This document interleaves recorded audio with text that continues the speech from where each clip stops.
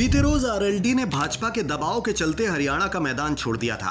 रालोद, जिसकी राजनीति मुख्यतः वेस्ट यूपी के किसानों और जाटों पर केंद्रित है, वो हरियाणा जहां जाट और खेती किसानी से ताल्लुक रखने वालों की अच्छी खासी तादाद है, वहां चुनाव में अपनी उपस्थिति दर्ज कराने को लेकर आरएलडी काफी उत्सुक थी, लेकिन पार्टी इस राज्य में अपनी सीटों के मांग के लिए पीछे हट गई। अब फिलहाल इस बीच आरएलडी की नजर आगे आने वाले विधानसभा चुनावों पर है। पार्टी ने झारखंड और महाराष्ट्र में लड़ने के लिए बीजेपी के साथ अपनी चर्चा तेज कर दी है। एक मीडिया रिपोर्ट के मुताबिक आरएलडी ने हरियाणा विधानसभा चुनाव लड़ने की अपनी मांग छेड़ दी है।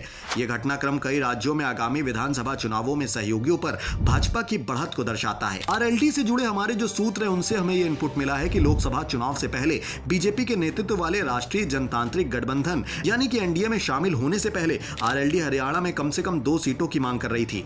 जाट और किसानी पर निर्भर मतदाताओं की अच्छी खासी तादाद वाले इस राज्य में राजनीति में प्रवेश की आरएलडी की योजना थी। सूत्रों का कहना है कि पार्टी ने यूपी के आने वाले उपचुनावों में मीरापुर विधानसभा सीट से भी अपना दावा छोड़ने का प्रस्ताव रखा था। यह सीट पार्टी विधायक चंदन चौहान के बिजनौर लोकसभा सीट से सांसद चुने जाने के चलते खाली हुई है।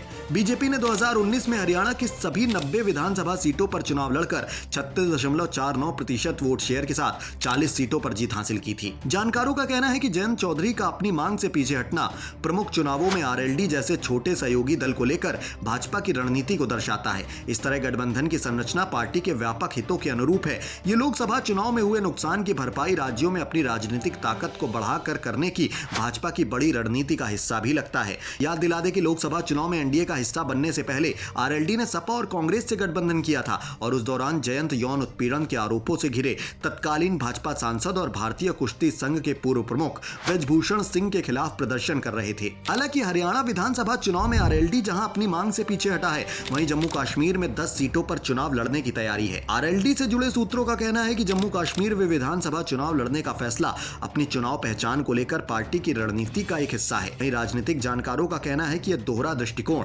यूपी जैसे प्रमुख राज्यों में रणनीतिक गठबंधन बनाए रखना और दूसरे में स्वतंत्रता का दावा करते हुए आगे बढ़ना, रालोद की अपने मूल हितों की रक्षा करते हुए राजनीतिक परिदृश्य बदलने की कोशिश का प्रतीक है। आरएलडी के राष्ट्रीय महासचिव त्रिलोक त्यागी ने कहा है कि भाजपा के साथ उनका गठबंधन मुख्य रूप से यूपी तक ही सीमित है। वो बोले हैं कि दूसरे राज्यों में हम चुनावी आवश्यकताओं के बारे में सोच विचार कर रहे हैं, फिर भी हमें संयुक्त रूप से एकजुट होकर रणनीति बनाने की जरूरत है। आरएलडी ने पहले जम्मू कश्मीर में ग्राम पंचायत चुनाव लड़ा था। इस बीच आरएलडी ने झारखंड और महाराष्ट्र में विधानसभा चुनाव लड़ने के लिए भाजपा के साथ अपनी चर्चा तेज कर दी है। आरएलडी के राष्ट्रीय सचिव अनुपम मिश्रा जो 11 सितंबर से झारखंड के दौरे पर जाने वाले हैं, उन्होंने बीते रोज कहा है कि पार्टी कार्यकर्ताओं का मनोबल ऊंचा रखना पहला उद्देश्य है। फिलहाल जयंत चौधरी की झारखंड और महाराष्ट्र चुनावों को लेकर यह रणनीति को लेकर आपका पर्सनल ओपिनियन क्या कहता है? अपनी कीमती राय कमेंट बॉक्स में जरूर बताएं। साथ ही देश की सियासत से जुड़ी ऐसी ही तमाम खबरों से खुद को अपडेट रखने के लिए वीके न्यूज के अलग अलग डिजिटल प्लेटफॉर्म से आप यूं ही जुड़े रहें।